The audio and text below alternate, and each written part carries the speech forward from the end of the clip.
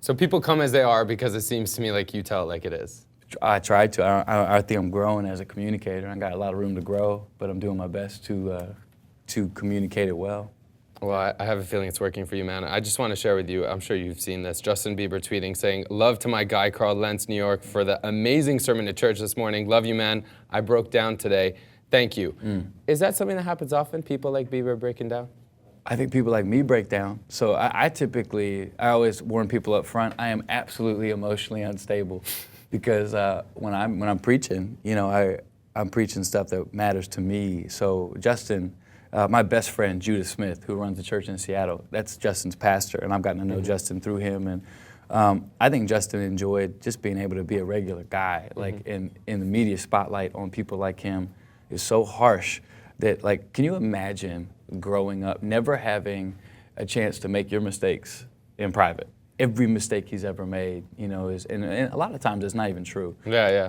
But I think Justin just enjoyed breathing and hearing about this. And sometimes at first, like, I love, New Yorkers are so tough. Like, they come into our church. And They want to be tough. Yeah, no, we're not tough. Nobody's tough. Like, are you kidding me? Like, tough is a lady named Arlene in my church who's a multiple cancer survivor who refuses, like, double mastectomy, beautiful as they come. She's tough.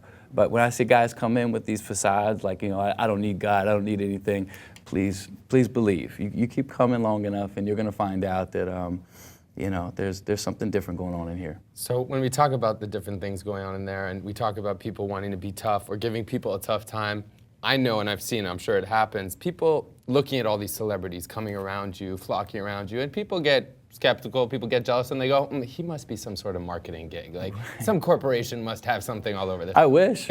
I'd have a better beanie on than an H&M beanie. Yeah. Hey, man, I love H&M. Me too. I think it's no offense, H&M, free stuff. We'll talk fashion later. Too much to discuss, but I mean, is it a coincidence? Do you think it's natural? It's just Well, I know what you mean by followers, but I don't think people are coming for me at all. Like I said, sometimes I'm going to be the visual piece of our church, but these people love Jesus. I happen to run this church. So I think when people accuse us of weird motives, which happens, that's all right. Like, the good thing about having nothing to hide is that you hide nothing. Right. So we don't need anybody's money, and we don't need anybody's fame, and we don't need anybody's influence. So celebrities, like, our church has a passion to reach everybody in this city. Right.